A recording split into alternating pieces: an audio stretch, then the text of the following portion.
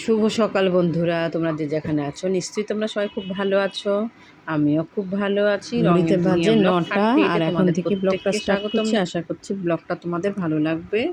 এই দেখো সমস্ত জামা কাপড় নিয়ে নিয়েছি, মানে এগুলো সব ধোয়াধায়ি করতে হবে, কারণ 4 দিনের আমার অমাবস্যার ব্রত আজকে 9:33 ছাড়বে।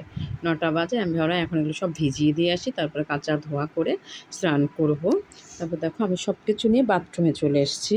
বড় গামলায় জল নিয়ে নিয়েছি, মানে এখানে অনেক জামা কাপড় তো, আর সব ছোঁয়াছানি হয়ে গেছে, সেই কারণে মেয়েদেরও আছে আমারও আছে।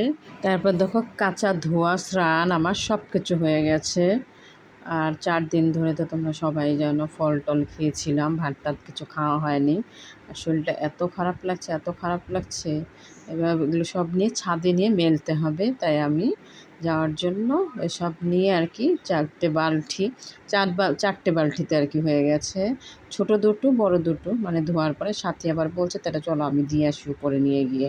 কারণ আমি বলছি আমার শরীরটা এত খারাপ লাগছে, মনে হয় আমি সিঁড়ি বেয়ে উঠতে পারবো না, কারণ 4 দিন ধরে তার খাওয়া দাওয়া নেই।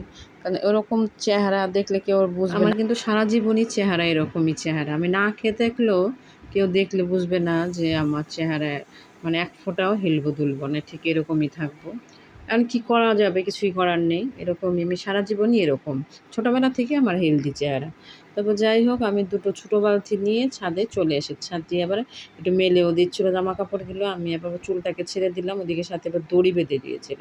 সাথে আবার বলছে আমাকে তুলতে হবে না, আমাকে তুলতে হবে না, বারণ করছিল। তারপর যাই হোক ওকে আর তোলা হয়নি। এবার বাদবাকি আরও যা যা জামা কাপড় আছে সবগুলো আমি মেলে নিচ্ছি এক এক করে। প্রচুর জামা কাপড় তো, সব ধোয়া কাচা করেছি।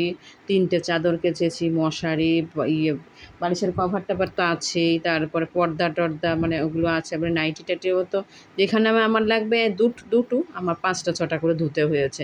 মানে এত জামা কাপড় সব হয়েছে। আর এত রোদের তাপ না, আমি ভাবলাম কি ছাদে দিয়ে দিলে না, ছাদের জায়গাটাও বড় আছে, ছাদে দিলে শুকিয়েও যাবে, মানে তাড়াতাড়ি শুকিয়ে যাবে, সব একসাথে নিয়ে চলে যাওয়া যাবে। আর একটু মেঘলা মেঘলা, এই কখনো বৃষ্টি হচ্ছে কখনো, এই দেখো এখানটা হবে না, এত বড় চাদরটা না। আর দড়িটা মানে ভালোভাবে বাঁধা হয়নি, দড়িটা একদম হেলে যাচ্ছে। তা যাই হোক ওই দড়িটা থেকে আমি আবার চাদরটা নিয়ে নিলাম, আমাকে চাদরটা দিলে অন্যদিকে তাহলে মেলে দেবো। আর এত হাওয়া দিচ্ছে, এত হাওয়া দিচ্ছে, দেখো হাওয়ার চোটে সব পড়ে যাচ্ছে, জোরে জোরে হাওয়া দিচ্ছে। আমি আবার ভাবলাম কি, মনে হচ্ছে যে মেঘলা মেঘলা হচ্ছে, আবার কখনো কিন্তু খুব রোদ হচ্ছে, বুঝতে। সবগুলোর মধ্যে আমি দিয়ে দিয়েছি, ক্লিপ দিয়ে দিয়েছি যেন না পড়ে যায়। বারবার পড়ে যাচ্ছে, ভীষণ অসুবিধা হচ্ছে। এই দিকেও মেলেছি, তারপরে দেখো আর এই দিকেও দেখো, এইদিকে সব নাইটি চুড়িদার মানে কুর্তি টুর্তি সমস্ত কিছু। এগুলো কিন্তু আমার ধোয়ার কোনো কথা ছিল না, এগুলো সব ধোয়া জামা কাপড় ছিল। কিছু কিছু এই যে ছোঁয়াছানি লেগে গেছে, কি করব বলো। তারপর যাই হোক আবার এগুলোকে পুনরায় আবার সব ধোয়া কাচা করে আমি আবার সব মেলে দিলাম। পাপ করেছি, আর কি করব বলো, কিছু করার নেই। তারপর দেখো আমি হলাম কি, যেহেতু এসেছি আর উপরে যেহেতু বেলপাতাগুলো দেখতে পাচ্ছি, তাহলে নিচে গিয়ে তো পুজো দেবো। আর দেখো আমার চেহারা টেহারার অবস্থা, মুখ চোখ কী এমন লাগছে, মনে হচ্ছে দুর্ভিক্ষে থেকে উঠে এসেছি, কী অস্বস্তিকর লাগছে শরীরের মধ্যে, ভালো লাগছে না, মানে মাথা ব্যথা ঘুরছে, অনেক শরীর কিন্তু খারাপ লাগছে। নাহলে আমি এবার নিচে যাব, নিচে গিয়ে পুজো দিতে পারলে দেবো, নইলে আমি কি করব বুঝতে পারছি না, ভালো লাগছে না। প্রচণ্ড আকারে শরীরটা খারাপ লাগে, যতগুলো তখন মেনলাম না রৌদ্রের মধ্যে দাঁড়িয়ে দাঁড়িয়ে, আর শরীরটা তো প্রচণ্ড দুর্বল হয়ে গেছে না, শরীরটা অনেক খারাপ লাগছে। তারপর তো আমি আবার উপরে আর অত জায়গা হয়নি, আরও কিছু ওড়না টোড়না এগুলো সব দোতলায় মিলে দিয়ে গেলাম। মেয়ের টপ ওড়না টোড়না যে কটা বাকি ছিল, যে কটা হয়েছে বেশিগুলোই ছাদে মিলে দিয়েছে, আর বাদ বাকি কটা আমি আবার দোতলায় মিলে দিয়ে গেলাম, দোতলায় দড়িটায় মিলে দিয়ে গেলাম। আর আমি আবার ফুল পাড়ার জন্য এইদিকে দোতলায় যেখানে বালি টালি আছে দেখতেই তো পেয়ে, আমি যেহেতু এসেছি একবারে নিয়ে চলে যাই, যে কলকি ফুলগুলো। আর ঠাকুরকে তো সেরকমভাবে এই কদিন ধরে ফুল টুল দিয়ে পুজো দেওয়া হয়নি, সেই কারণে ভাবলাম একটা কাজ করি, যে কটা ফুল আছে ফুলগুলো মেয়েকে বললাম একটা পলি ব্যাগ এনে দিয়ে যা, মেয়ে আবার পলি ব্যাগ এনে দিয়ে গেল। তা আমি আবার ফুলগুলো পরার জন্য এখানে এসে পড়লাম, একবারে নিয়ে আর কি একবার নিচে চলে যাব, তাহলে আমার সুবিধা হবে। নিচে এসে না আমার এত খারাপ লাগছে, আমার আর এবার কিছুই আর ভাল লাগছে না। এবার তো কিছু তো খেতেই হবে না। এবার আমি এবার কী করছি, ডালে চালে নিয়ে আমি এবার যেহেতু খিচুড়িটা খেতে খুব ভালোবাসি, আর অন্য কিছু না, আমি এবার একটুখানি আলু ভাজা করে নিয়েছি, নিচে বেগুন আছে, বেগুন ভাজা করে নিয়েছি, আলু ভাজা করেছি। তা সাথী বলছে দিদিভাই তুমি রান্না করে খেয়ে নাও, আর আমি ঠাকুরকে পুজো দিয়ে দেবো। তাহলে আমি আর পুজো দিতে যাইনি, সেই কারণে পুজোটা আর আমার দেওয়া হয়নি। সাথী আর কি পুজো দেবে বলেছে। আর আমি দেখো খিচুড়ি রান্না করছি, খিচুড়ি খাবো বলে। মানে যেহেতু কালকে একাদশী ছিল, একাদশী তো অমাবস্যার মধ্যেই পড়েছিল, একাদশী ছিল। আর একাদশী আমি করি আগের দিন তো করি সংযম করি, তারপরের দিন একাদশী, তারপরের দিন আবার পারনা করি। সেই কারণে আমার আজকে যেহেতু পারনা, আজকে আমার আর মানে আঁশের কিছু খেতে পারবো না, সেই কারণে আমি ভাবলাম তাহলে আমি একটুখানি খিচুড়ি করে নিই। খিচুড়িটা একটু ঝাল ঝাল করে করেছি খাওয়ার জন্য। তার আমি এত খারাপ লাগছে, এত মনে হচ্ছে আমি মনে হয় সব খেয়ে নেব। আর দেখো ঘরের কী অবস্থা। আমার ঘর যেরকম আছে আমি তোমাদের সাথে সেরকমই শেয়ার করেছি বন্ধুরা, তোমরা খারাপ কিছু ভেবো না। আমার ঘর ভাঙাচোরা, রং নেই, তোমরা কেউ বাজে ভেবো না, তোমরা একটু দেখে নিও কষ্ট করে। তারপরে দেখো বেগুন ভাজা, আলু ভাজা নিয়ে আমি খেতে বসে পড়েছি। মনে হচ্ছে যে আমি আজকে অনেক খাবার খাবো, কিন্তু আমি 2 বার 3 বার খাওয়ার পরই না আর আমার আর ভিতর দিকে যাচ্ছে না। মানে 3-4 দিন ধরে তো ভাত খাওয়াটা নেই। মানে ওই একটুখানি খেয়েছি না, এরপর আর খেতে পারছি না। এবার খানিকটা না ফেলেও দিতে হয়েছিল।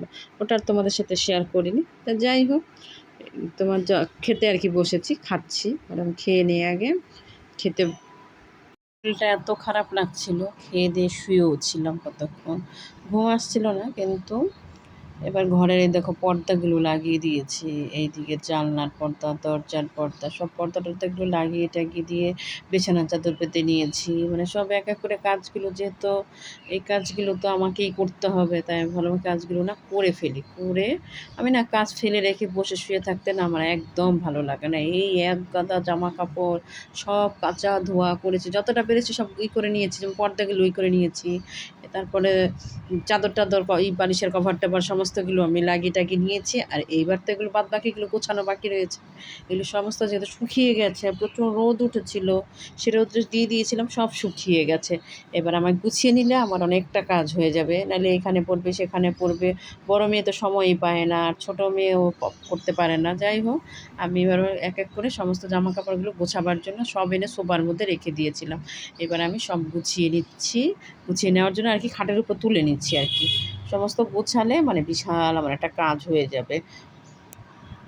ভালো আগে চাদরটা আর কি ভাঁজ করে নিয়েছি। বড় বড় জিনিসপত্রগুলো আগে ভাঁজ করে নিই, ভাঁজ করে করে সব লাইন লাইন করে রেখে সমস্ত আবার ঢোকাতে হবে। মানে কাজের আর শেষ নেই, একটা একটা শেষ হলো আরেকটা শুরু, একটা শেষ হয়ে গেলো আরেকটা। আর নিজস্ব কাজ তো আছে, সংসারের কাজ, নিজস্ব কাজ সমস্ত মিলিয়ে ঝিলিয়েই তো। আজকের এক্সট্রা অন্য কোনো কাজ করবো না, আজকে এই কাজগুলো সেরে নিয়ে আগে তারপরে হলো অন্য কথা। তারপর দেখো চাদরটা আমার গোটা চাদর, বড় চাদরটা আমার ভাঁজ করা হয়ে গেছে।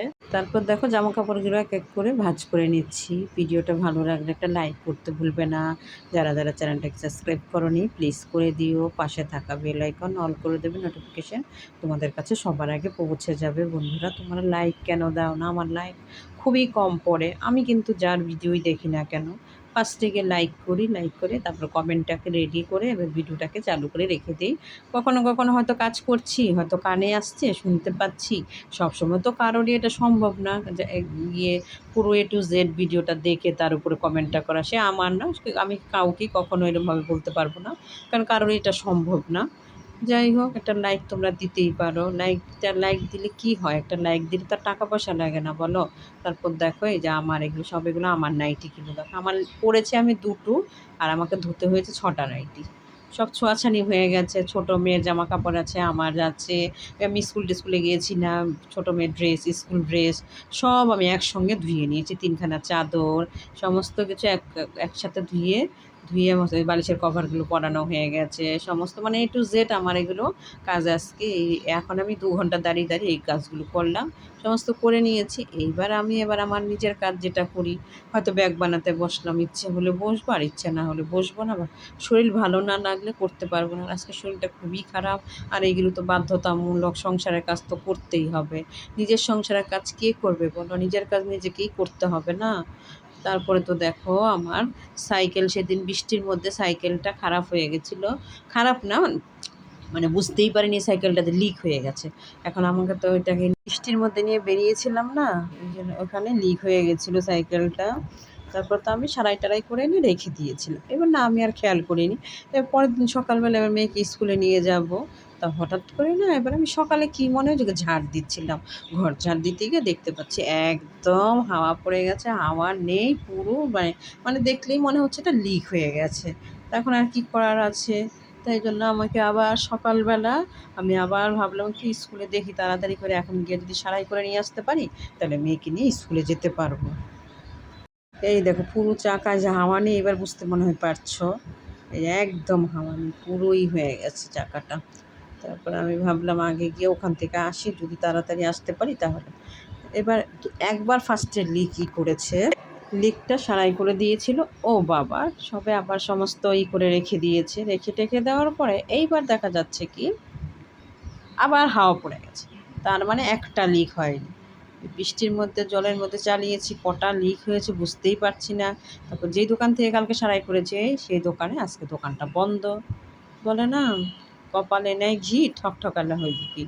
তার মানে আজকে স্কুলে যেতে পারবো না, কি আর করবো বলো। তারপরে এখানে আবার যে আগে যেইখান থেকে অটো স্ট্যান্ড থেকে আমরা সারাই করতাম হাওয়া দিতাম সেইখানেই আসছি।